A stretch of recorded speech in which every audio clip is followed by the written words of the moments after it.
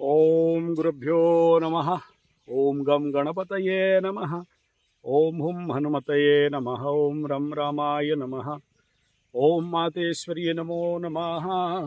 ओम मातृपितृ चरण कमलेभ्यो नमो नमः। स्वागत करता हूँ ज्योतिष गुरुकुल ओडिशा राउरकेला। मैं आचार्य संजय और आज मासानां मासे उत्तम मासे कार्तिक मासे छठ पूज पर्व के प्रारंभ दिवस और संक्रांति तिथि और यहाँ एक आज इस नदी में रात को शाम को सबको आ जाएंगे जितने मेरे बिहारी भाई हैं। एक बिहारी 100 पे भारी। तो कुछ बातें, हर संक्रांति में स्नान करना अत्यंत आवश्यक है और कार्तिक माह में तो जरूर स्नान करना चाहिए। मैं पूरा कोशिश करता हूँ, कितना भी व्यस्त शेड्यूल हो जरूर स्नान करने के लिए नदी में आ जाता हूँ। हमारा सुंदर ये नदी देव नदी, संकल्प सहित करते हैं सुबह का स्नान, फिर जो इसका संक्रांति काल रहता है उसमें एक स्नान करते हैं, फिर संध्या स्नान में जब वगैरह, रात्रि स्नान में रात्रि का। तो सोचिए 4 स्नान क्या होता होगा। ठीक है। आप सबको मेरा अनुरोध रहेगा है कि जो लोग मेरे चैनल से जड़ित हैं, आपके ये परिवार से जड़ित हैं, सब्सक्राइब किए हैं, सबसे पहले तो आज के संक्रांति की तिथि में आप सबको साधुवाद, धन्यवाद, नमस्कार। और मेरे से जो भी बायजस्ट सुन रहे हैं उनको भी ढेर सारा नमस्कार और कृतज्ञता ज्ञापन करता हूँ कि आप इस चैनल को 29 के तक पहुंचा दिए और आप सभी का ढेर सारा प्रेम मिल रहा है, प्यार मिल रहा है। और अगर थोड़ा बहुत कहीं गलती करता हूं तो उसका भी आप लोग मुझे सुधार कर रहे हैं, बहुत से एडवाइस दे रहे हैं। बहुत बहुत धन्यवाद। आप लोग हमारे प्रति इतने प्रेम और इतने सारे श्रद्धा दे रहे हैं। सो इस प्रेम के शायद मैं जितना आपको सेवा देना चाहिए वो दे नहीं पा रहा हूँ। नेचुरली व्यस्तता बहुत है और मुख्यतः अभी बोल दिया था नवंबर के बाद कुंडली दिखाना है, तो सारे मकरू भीड़ पड़े हैं मेरे ऊपर, अभी छोड़ नहीं रहे हैं कोई भी। भाई देखो, नवंबर के बाद दिखाना मतलब ऐसा नहीं कि नवंबर 1 तारीख को एकदम डॉट लगा दिया और उसके बाद शुरू हो गए अक्टूबर के बाद का बात। नहीं, ऐसा नहीं है। और थोड़ा तो इंतजार करोगे ना। नेचुरली एक अच्छा समय है, इसमें कोई दो राय नहीं है। और मुझे तो आशा ये लगता है कि सबके लिए। हाँ, ये जरूर है कि वृश्चिक के ऊपर शनि राहु का एक साथ दृष्टि और सूर्य के ऊपर, मंगल के ऊपर, आने वाला समय में शुक्र के ऊपर, बुध के ऊपर। बुध तो जल्दी भाग जाने वाले हैं। बहुत सारे विकट परिस्थिति शुरू करेगा, लेकिन मकरू के लिए नहीं करेगा। करेगा भी तो बहुत कम। ऑन द बेस ऐसे मैं कहूं कि यहां से मंगल का दृष्टि शनि के ऊपर जाएगा, शनि का दृष्टि मंगल के ऊपर आएगा, दोनों न्यूट्रल फेस टाइप हो जाएंगे। इस हिसाब में बहुत सारे जो होप एंड आशाएं थे वो सब खत्म भी हो सकते हैं।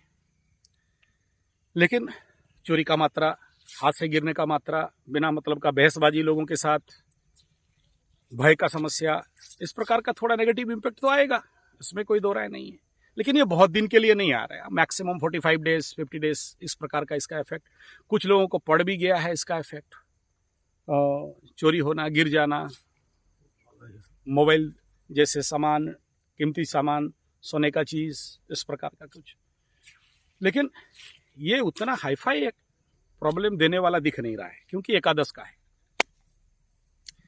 दूसरा बिंदु ये रहेगा थोड़ा सा मकरू के लिए कि ये सेकंड हाउस में मंगल का दृष्टि जाना कहीं एक तरफ धन को बढ़ाएगा, क्योंकि शनि है, एकादश का एक्टिविटीज है तो नेचुरली बढ़ेगा, इसमें कोई दो राय नहीं है।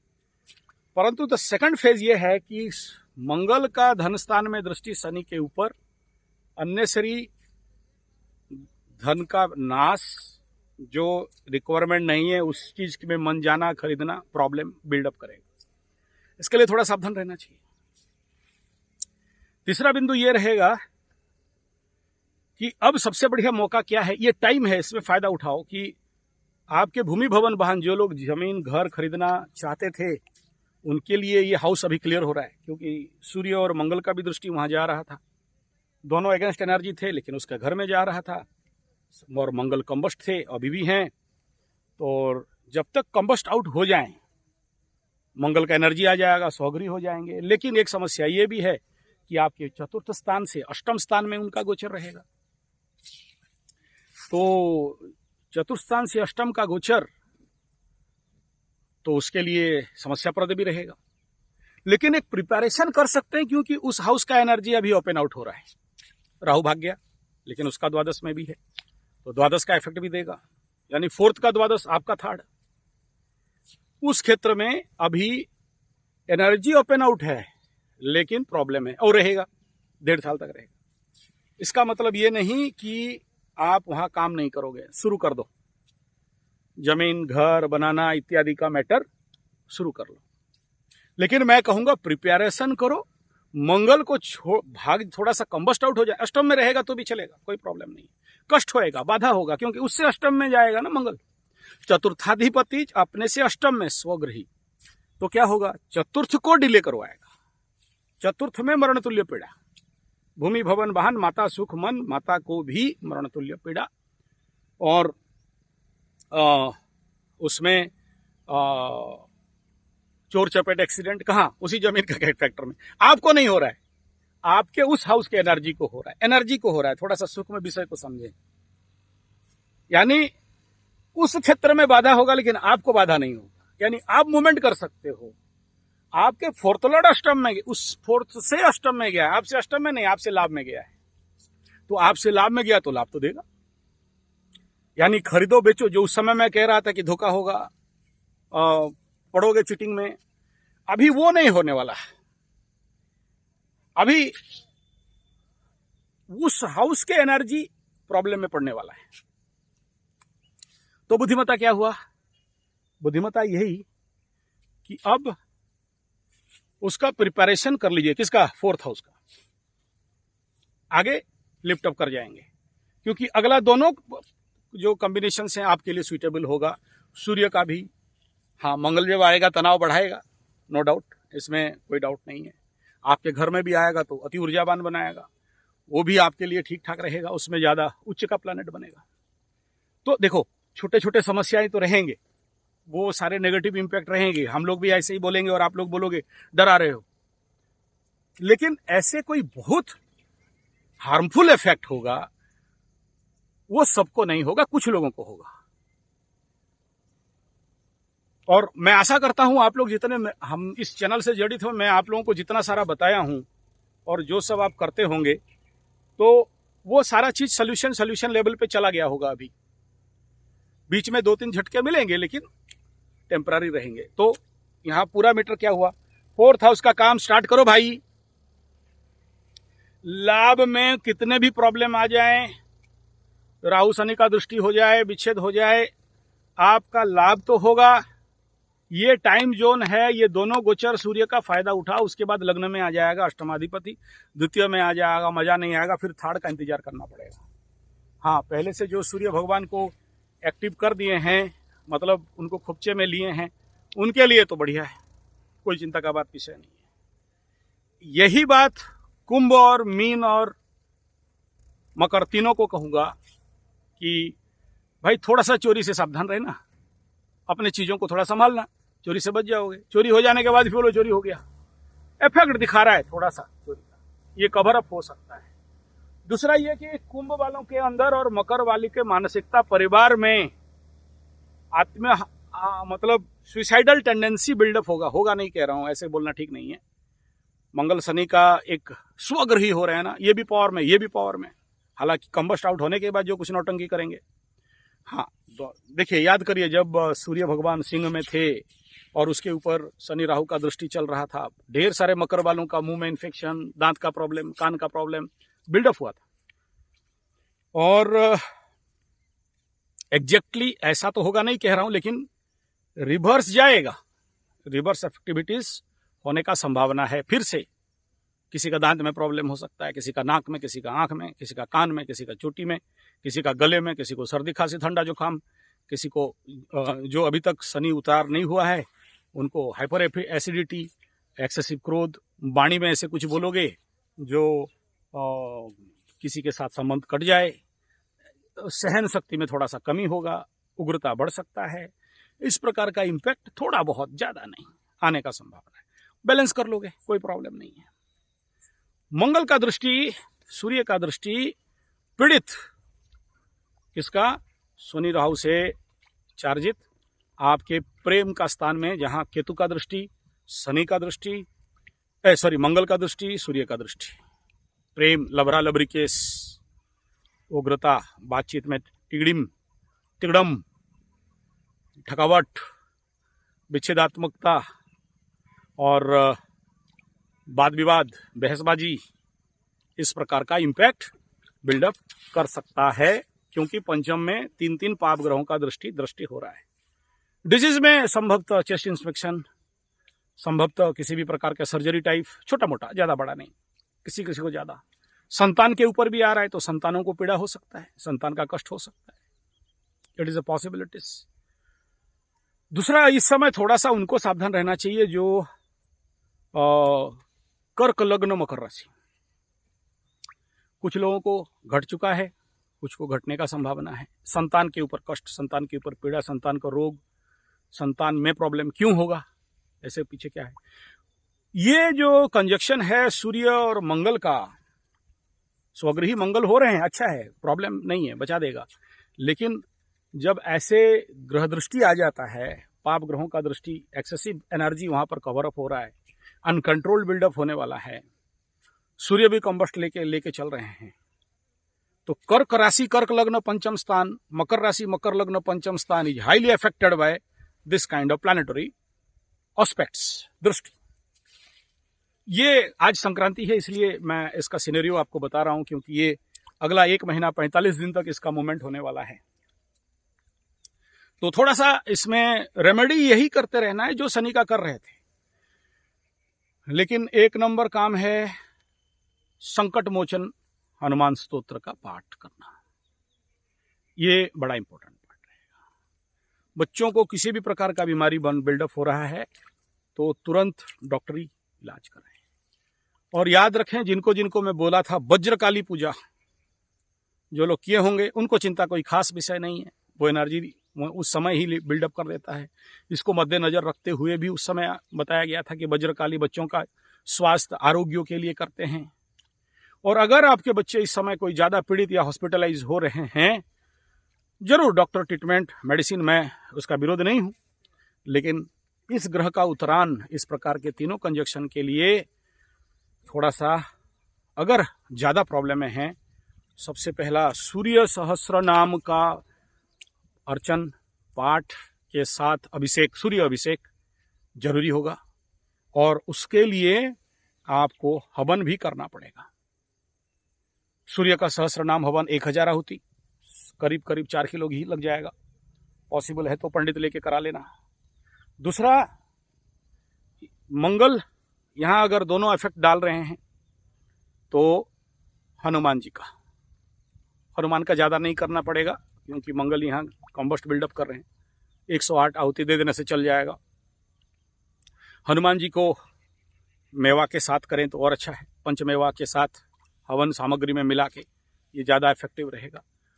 और इस समय बच्चों के लिए बाल रिष्ट सुरक्षा यंत्र आता है, देख लीजिएगा नेट में, मेरे पीछे मत पड़ना, 50 फोन आ जाएगा फिर हमारे लिए, ठीक है। और फिर कोई एक बोल दे पंडित जी पैसा लूटने का चक्कर, बता दे रहा हूं सारा खुद कर लो, ठीक है। बाल रिष्ट यंत्र अवेलेबल होगा नेट में, या कोई भी पंडित आपके आसपास, जो लोग हनुमान मंदिर में, तो वो लोग के पास रहता है, छोटा सा ताबीज बना के, 5 रुपया में भी मिलता है, 5000 में भी मिलता है, 21000 में भी मिलता है, 9000 में भी मिलता है, अलग अलग काम के अनुसार। उसी सूर्य हवन में इसको करा लीजिएगा, बोले इतना लंबा प्रोसेस कौन करेगा, छोटा मोटा कुछ बहा दो दहा दो वाला बताओ। हाँ, बहा दो दहा दो वाला ठीक है। तो ऐसे कंडीशन के लिए सबसे पहला बिना खर्चा वाला जो मेथड है ये कर सकते हो। बरगद का अगर जिसको जिसको बोला था पहले से कलेक्शन करके रखे होगे, नहीं रखे होगे, आपके पास नहीं है, शहर में किसी बड़े बिल्डिंग के ऊपर रहते हो, मेट्रो में रहते हो, अवेलेबल नहीं होगा, कलेक्शन करके नहीं रखे होगे, तो ऐसे लोगों के लिए सिंपल बरगद के नीचे जाके नारियल बच्चों के नाम पे छोड़ देना है। दामाना गाड़ाना वो सब नहीं है, ठीक है। किसके नाम पे? बृहस्पति के नाम पे। बृहस्पति नहीं देखने के बावजूद भी केंद्र में बैठे हैं, मूल में बैठे हैं, तो इसको संभाल सकते हैं। बच्चों के नाम पे मेरा अच्छा हो, बच्चों का स्वास्थ्य मिल जाए बोल के ये छोड़ के आ जाना। और अगर कोई बच्चे ऐसे ज़्यादा प्रॉब्लम में हैं, एक्सेसिव, लाल कपड़ा और काला कपड़ा दोनों में बांध के बरगद के किसी भी जड़ में उसको छोड़ देना। बांधना नहीं, बांधना वाला अलग काम होता है, ठीक है। और उल्टा पाँव ही आ जाना, एक दिया जला के उल्टा पाँव आ जाना, मतलब ऐसे करके नहीं, एक बार उल्टे और पीछे मुड़ना नहीं, आज देख के आ जाना। तो ये बच्चों के लिए ऊपर अगर समस्या बनता है, लवरा लवरी के ऊपर समस्या बनता है, तो कुछ लोगों का मान सम्मान के ऊपर थोड़ा सा इफेक्ट हो सकता है, उसके लिए थोड़ा सा सावधानी जरूर बरतना चाहिए। तो ये था मकर कुंभ मीन के लिए कुछ इफेक्ट। मुख्यतः ये जो ज़्यादा इम्पैक्ट पड़ रहा है, एक तरफ वृष राशि के ऊपर 3 पाप ग्रहों का दृष्टि, और एक तरफ वृश्चिक के ऊपर 2 पाप ग्रहों का दृष्टि और 2 पाप ग्रह का स्थिति। सूर्य मंगल को पाप ग्रह ही कहा जाता है।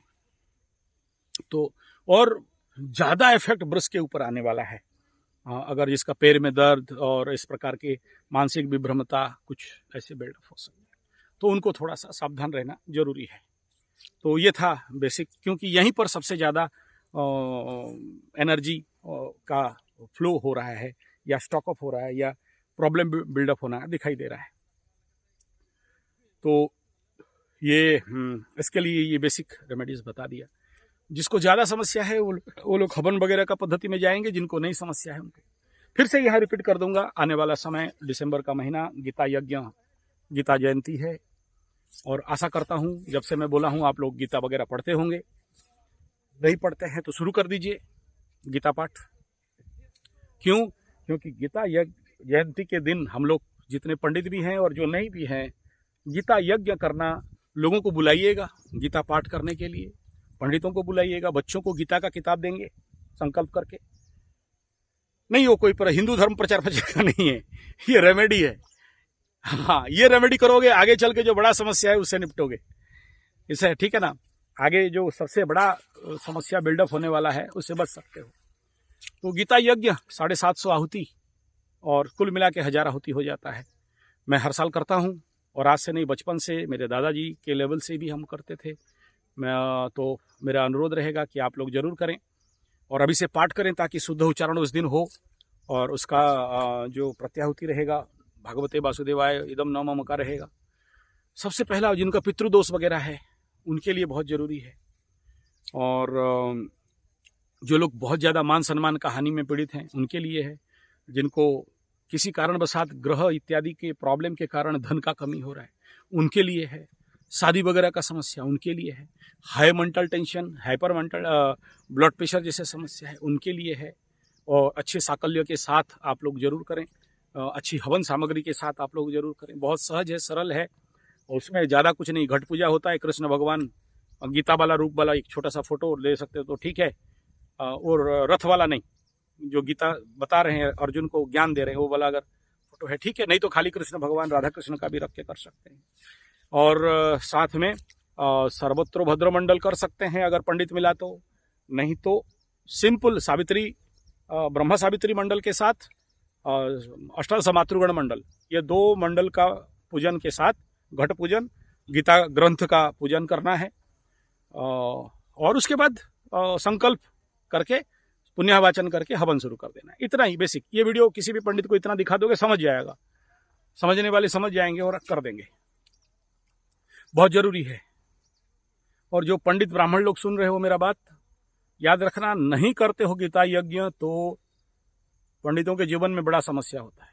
ये ऐसा चीज है, सोचो जैसे हम लोगों के पास बहुत सारे दान दक्षिणा अहेतुक आ जाते हैं, पाप आते हैं ना, नहीं चाहते हुए भी आ जाते हैं, बहुत सारे लोग दे देते हैं। मना करने के बावजूद भी उनको पता है पंडित को दे दो, उपयुक्त पंडित नहीं मिलते तो दे देते हैं, कोई पुण्य धन तो देगा नहीं मुझे।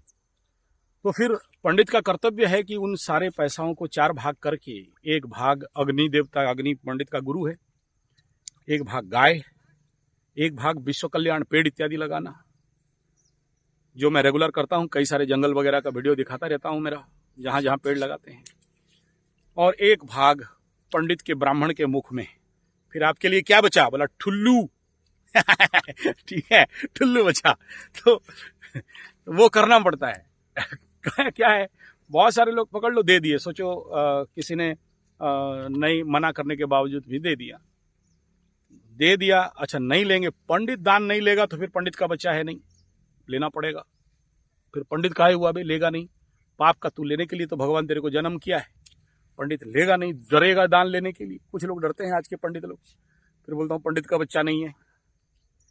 तू लोग जन्म हुआ है पाप खाने के लिए संसार का, तू लेगा नहीं फिर कौन लेगा? ठीक है, आप तो गुरुजी मना करते हैं। अबे कितना झेले, करोड़ों करोड़ों का जेल के परेशान हो चुके हैं ना, मेरा घड़ा भी फुल है। ठीक है, तो मैं बोलता हूँ अपने आदमी आस पास के पंडितों को दो, सब हम ही को दे दोगे कैसे होगा यार? बाकी पंडितों का अभिशाप पड़ जाएगा। है ये यूट्यूब बना के हमारा पेट मार रहे हैं बोलेंगे ना आपके कुल पुरोहित, आपके स्थान के पुरोहित, बेचारे गरीब हैं। नहीं, ब्राह्मण तो हर दिन गरीब रहता है। ठीक है, अपने आसपास के पंडितों को दो, सब हमको दोगे कैसे होगा? हमारे पास बहुत है। ठीक है ना, असंभव है, संभालना मुश्किल है। वो फिर इनकम टैक्स, फिर वो क्या क्या जीएसटी वीएसटी के चक्कर में पड़ो, उतना ऐसे तो यहाँ का टाइम नहीं है उधर जीएसटी के चक्कर में पड़ जाएं। तो आशा करता हूँ मेरा बात आप समझे होंगे। धन्यवाद, नमस्कार। चलिए।